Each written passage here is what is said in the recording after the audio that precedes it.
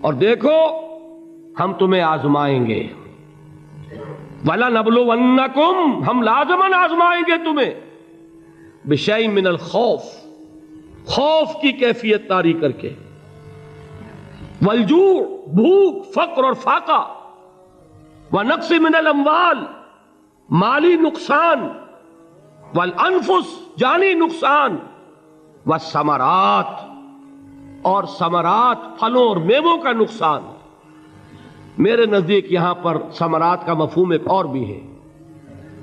ایک تو صاف تھا کھجور کی فصل تیار ہے، غزوہ تبوک جانے کا حکم مل گیا، کون اتارے گا؟ اور کھجور وقت پر اتری نہیں، برباد ہو جائے گی۔ یہ ہو رہا ہے نا میووں کا نقصان۔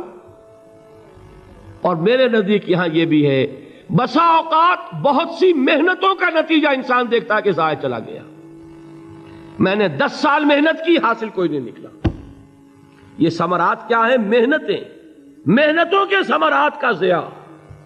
کوشش آپ نے کی، قسمت کی خوبی دیکھی ہے، ٹوٹی کہاں کمن، 2-4 ہاتھ جب کے لبے بام رہ گیا۔ Be prepared.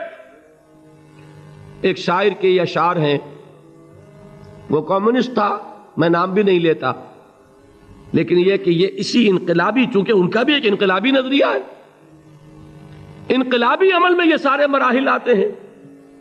کوئی سیٹ بیک آیا، فرض کیجئے کوئی ناکامی ہو گئی، تو اپنے ساتھیوں کو دل بندھانے کے لیے یہ فصل امیدوں کی ہمدم اس بار بھی غارت جائے گی، سب محنت صبحوں شاموں کی اب کے بھی اکارت جائے گی۔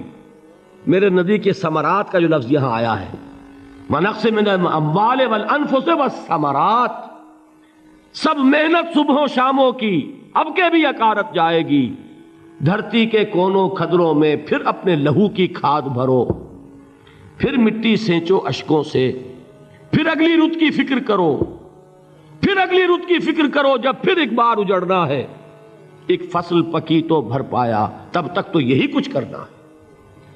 ایک مقصد ہے سامنے، انقلاب برپا کرنا ہے۔ ایک کوشش ناکام ہو جائے کوئی پرواہ نہیں، نیکسٹ، پھر تیار رہو ناکامی کے لیے۔ ایسا نہ ہو جو انگریزی میں کہتے ہیں hope for the best but be prepared for the worst.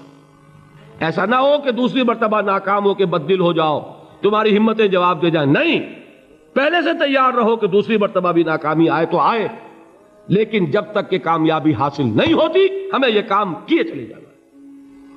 دیکھیے سیرت میں آیا کہ نہیں یہ واقعہ؟ بدر میں مسلمانوں کو فتح ہوئی تو احد میں زک پہنچی کہ نہیں؟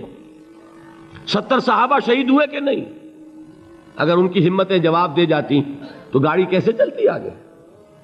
تو فرمایا وَلَنَبْلُوَنَّكُمْ بِشَيْءٍ مِّنَ الْخَوْفِ وَالْجُوعِ وَنَقْصٍ مِّنَ الْأَمْوَالِ وَالْأَنفُسِ وَالثَّمَرَاتِ، ہم تمہیں لازماً آزمائیں گے، خوف کی کیفیت سے، فقر و فاقے کی کیفیت سے، بھوک سے، جان کے نقصان سے، مال کے نقصان سے، محنتوں کے حاصل کے ضائع ہو جانے سے۔ وَبَشِّرِ الصَّابِرِينَ، اور اے نبی بشارت دیجئے صبر کرنے والوں کو۔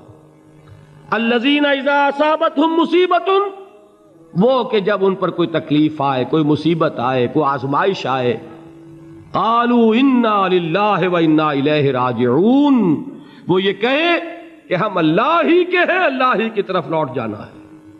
یہ وہی انداز ہے جو میں نے فارسی کا شعر سنایا تھا آپ کو کہ سرے تسلیم خم ہے جو مزاج یار میں آئے۔ وہ ہمارا مولا ہے، ہمارا آقا ہے، اگر اسے یہی منظور ہے تو ہمیں بھی یہی منظور ہے۔ میں نے تسلیم و رضا کی بات کی تھی نا، آپ کو کچھ شعر سنائے تھے، ایک شعر اور سنیے، اور یہ کس کا ہے؟ محمد علی جوہر کا۔ ایک مرتبہ جیل گئے، ان کی ایک بیٹی جوان بیمار ہوئی، فوت ہو گئی، باہر چھوڑا انگریز نے، جاؤ بھائی دفن کر دو بیٹی کو۔ دوسری مرتبہ جیل گئے، دوسری جوان بیٹی اسی مرض میں مبتلا ہوئی۔ اب یہ جیل میں ہے، خبر پہنچی کہ دوسری بیٹی کے اوپر بھی اسی مرض کا حملہ ہوا ہے۔ ایک نظم لکھی ہے جس کا آخری شعر یہ ہے، تیری صحت ہمیں منظور ہے لیکن اس کو نہیں منظور تو پھر ہم کو بھی منظور نہیں۔ یہ ہے، جب تک یہ کیفیت نہ ہو اس میدان میں آدمی ثابت قدم نہیں رہ سکتا۔ کہ میرے رب کو اگر یہ منظور ہے تو یہی مجھے منظور ہے، اور تیری صحت ہمیں چاہیے تو ضرور، لیکن ہمارے رب کو منظور نہیں تو ہمیں بھی منظور ہے۔ راضی برضائے رب۔ وبشر الصابرین الذین اذا اصابتهم مصیبۃ قالوا انا للہ وانا الیہ راجعون۔ نہ شود نصیب دشمن کے شود ہلاک تیغت، سر دوستہ سلامت کے تو خنجر آزمائی۔ اولئک علیہم صلوات من ربہم ورحمہ، یہی ہیں وہ لوگ جن پر ان کے رب کی طرف سے عنایتیں ہیں اور رحمتیں ہیں۔ وَأُولَٰئِكَ هُمُ الْمُهْتَدُونَ، اور یہی ہیں وہ لوگ جو کامیاب ہونے والے ہیں، ہدایت پانے والے، ہدایت یافتہ۔ اسی سورہ بقرہ میں ذرا آگے چل کر، یہ تو ہے 20واں رکوع، 19واں رکوع، 21ویں رکوع کی پہلی آیت ہے لَيْسَ الْبِرَّ أَن تُوَلُّوا وُجُوهَكُمْ قِبَلَ الْمَشْرِقِ وَالْمَغْرِبِ وَلَٰكِنَّ الْبِرَّ مَنْ آمَنَ بِاللَّهِ وَالْيَوْمِ الْآخِرِ وَالْمَلَائِكَةِ وَالْكِتَابِ وَالنَّبِيِّينَ وَآتَى المال على حبه ذوي القربى واليتامى والمساكين وابن السبيل والسائلين وفي الرقاب وأقام الصلاة وآتى الزكاة والموفون بعهدهم إذا عاهدوا والصابرين في البأساء والضراء وحين البأس۔ اب یہ آیت جو ہے سورۃ العصر میں جو مضامین آئے تھے سارے اس میں موجود ہیں۔ وہاں ایمان کا لفظ آیا، یہاں 5 ایمانیات کی تفصیل آ گئی، اعمال کی تفصیل آئی، اور آخری بات وہاں کیا ہے وَتَوَاصَوْا بِالصَّبْرِ، اور یہاں کیا ہے وَالصَّابِرِينَ فِي الْبَأْسَاءِ وَالضَّرَّاءِ وَحِينَ الْبَأْسِ، اور صبر کرنے والے، اصل نیکی ان کی ہے جو صبر کریں، کس میں؟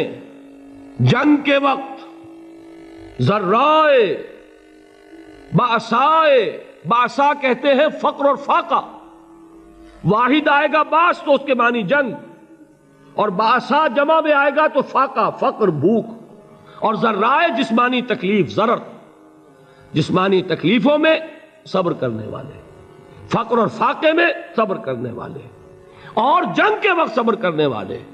اولئک الذین صدقوا واولئک هم المتقون، یہ ہیں وہ لوگ جو صبر کرنے والے ہیں، یہ ہیں جو سچے ہیں، جو اپنے دعوے میں نیکی کے اور ایمان کے صادق ہیں، اور یہی وہ لوگ ہیں جو متقی ہیں۔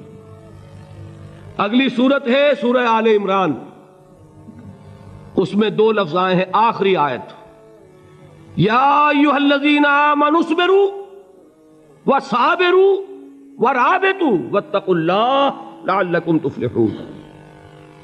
دیکھیے یہاں صبر اور صابر جو تعلق جہد اور جہاد کا ہے وہی ہے صبر اور مصابرت۔ صبر ایک طرفہ عمل ہے، آپ جھیل رہے ہیں، برداشت کر رہے ہیں، صبر علی المعصیہ، صبر علی الطاعہ، صبر علی الابتلاء، یہ سب کیا ہے؟ صبر۔ اور مصابرت کیا ہے؟ صبر کا صبر سے مقابلہ۔ یہ سورہ آل عمران، اب وقت نہیں ہے میں آپ کو سناتا اللہ تعالیٰ نے کیسے کیسے مسلمانوں سے کہا، مسلمانوں تمہیں زک پہنچی ہے تو انہیں بھی تو پہنچی تھی، ان کے 70 نہیں مارے گئے تھے بدر میں، ان کے حوصلے جو ہیں وہ تو پست نہیں ہوئے، وہ اگلے سال آ گئے تم پر چڑھائی کر کے، تم کیوں اتنا برا مان رہے ہو؟ تمہارے دل اتنے زخمی کیوں ہو گئے؟ تمہیں تکلیف پہنچتی ہے تو انہیں بھی پہنچتی ہے۔ اپنی غیرت جو ہے ہمیں ذرا اس کا جائزہ لینا چاہیے۔ لوگ باطل نظریات کے لیے کتنی قربانیاں دے رہے ہیں، لوگ باطل چیزوں کے فروغ کے لیے کتنی محنتیں کر رہے ہیں۔ جیسا کہ میں نے ابھی کہا تھا، اسی غیرت کو چیلنج کرنے کے لیے، ذرا آپ کی حمیت دینی کو جوش دلانے کے لیے، قادیانی نوجوان کتنی تعداد میں اپنے آپ کو دین کے لیے وقف کرتا ہے، اور آپ کتنے نوجوان ہیں جو اپنے آپ کو دین کے لیے وقف کر دیں، اور ہوں وہ کھاتے پیتے گھرانوں کے لوگ۔ یہ نہیں ہے کہ اگر کوئی اور کام نہیں کر سکتا تو پھر یہ ہے کہ وہ دین کے کام میں لگ جائے۔ باصلاحیت لوگ، کھاتے پیتے لوگ، ذہنی استعداد رکھنے والے لوگ، اونچے گھرانوں کے لوگ، وہ وقف کریں اپنے آپ کو دین کے لیے۔ اس کے بغیر کیسے باہر آ جائے گی، کیسے رونق آ جائے گی؟ تو دنیا میں باطل نظریات والے جو ہیں، یہ بات کہی گئی ہے، مسلمانوں تم اگر توحید کے لیے لڑ رہے ہو، دیکھتے نہیں ابو جہل کو، اس نے گردن کٹوائی ہے شرک کے لیے، شرک کے لیے گردن کٹوائے، اور تم توحید کے لیے گردن کٹوانے کو تیار نہ ہو. اس نے گردن کٹوائی کہ نہیں کٹوائی؟ اور کس طرح کٹوائی ہے؟ کیونکہ بڑا متکبر قسم کا، فرعون قسم کا شخص تھا. جب گردن کاٹنے لگے تو کہتا ہے ذرا نیچے سے کاٹنا، تاکہ جب تم نیزے کے اوپر چڑھاؤ میرے سر کو تو اونچا نظر آئے، معلوم ہو سردار کا سر ہے.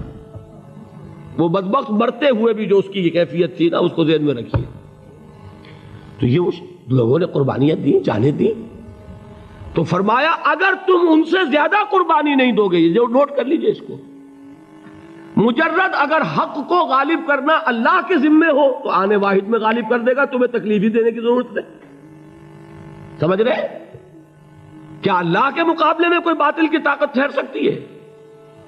یہ تمہارے ایمان کا امتحان ہے، یہ تمہارے خلوص کی آزمائش ہے، یہ تمہارے امتحان کا ثبوت درکار ہے کہ اللہ تعالیٰ دیکھنا چاہتا ہے تم اس کے لیے اپنی جانیں قربان کرنے کو تیار ہو کہ نہیں، تم اس کے لیے تن من دھن لگانے کو تیار ہو کہ نہیں. اور یہ جان لو کہ اگر کفار اور مشرکین اور ملحدین اور باطل نظریات والے وہ جو کچھ قربانیاں اپنے باطل نظریات کے لیے دے رہے ہیں، ان سے زیادہ اگر تم نہیں دو گے تو حق غالب نہیں ہوگا. انہوں نے جو صبر کیا ہے اپنے باطل نظریات پر، اگر تم اس سے زیادہ صبر کا ثبوت نہیں دو گے اپنے اس حق پر تو حق غالب نہیں ہوگا. اس لیے فرمایا یا ایھا الذین آمنوا اصبروا وصابروا. نہ صرف یہ کہ صبر کرو، بلکہ صبر میں اپنے دشمنوں سے آگے نکلو، ان کے صبر سے بڑھ کر صبر کرو. ورابطوا، مرابطہ کہتے ہیں چوکس رہنا، ہوشیار، پہرا دو. ایسا نہ ہو کہ دشمن جو ہے غفلت میں تمہارے اوپر کوئی حملہ جو ہے کر بیٹھے. واتقوا اللہ، اور اللہ کا تقوی اختیار کرو، لعلکم تفلحون، تاکہ تم فلاح پاؤ.